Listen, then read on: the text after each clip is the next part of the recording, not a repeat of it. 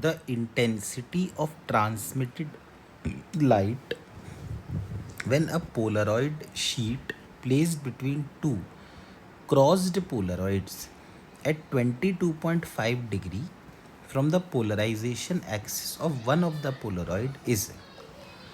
तो यहाँ पर ये कहना चाह रहे हैं कि दो पोलरॉइड्स हैं जो क्रॉस्ड हैं। इसका मतलब ये हुआ कि यदि एक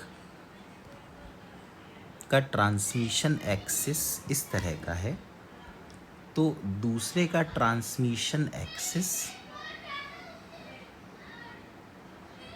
ऐसा है, क्रॉस्ड है। अब बीच में एक इस तरह से पोलराइजर रख दिया। ये जो पोलराइजर है इसका एक्सिस 22.5 डिग्री पे है। तो इसका मतलब ये हुआ कि पहले से 22.5 डिग्री पे है तो थर्ड वाले से, मतलब ये जो बाद वाला है, इससे ऑब्वियसली कितने पर होगा, 90 माइनस 22.5, तो 90 माइनस 20 तो 70 हो गया, तो ये आ गया 67.5 डिग्री। तो अब आप सोचिए कि सबसे पहले यहाँ से जो लाइट आ रही है ऑब्वियसली अनपोलराइज्ड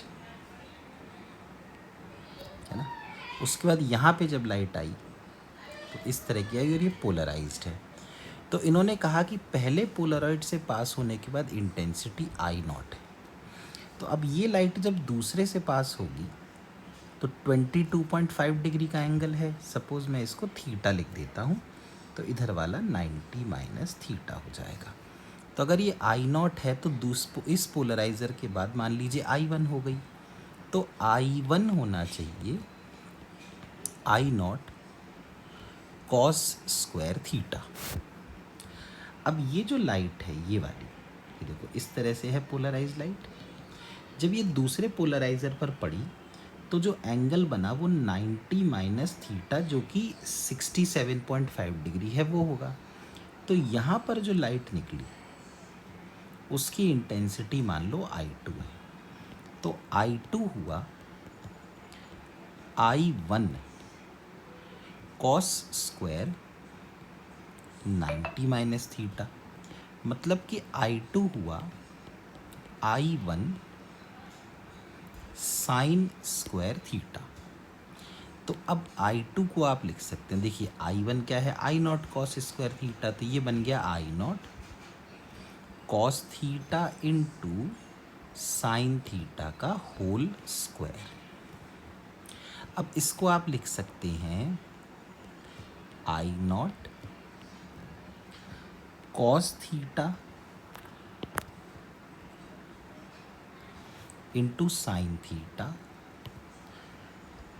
2 से मल्टीप्लाई कर देते हैं हम लोग और 2 से डिवाइड कर देते हैं, तो I2 बनेगा I नॉट साइन 2 थीटा का स्क्वायर और 2 का स्क्वायर तो 4 हो गया, तो I2 बन गया I not sine square 2 theta upon 4, यानी कि I नॉट बाय 4 और साइन स्क्वायर थीटा तो 22.5 डिग्री था, तो 2 इंटू 22.5 डिग्री हो गया 45 डिग्री। तो I2 तो I2 बन गया I नॉट बाय 4 साइन 45 1/√2 था, तो साइन स्क्वायर 45 1/2, तो ये बन गया I नॉट बाय 8। इसका मतलब I2 आना चाहिए I नॉट बाय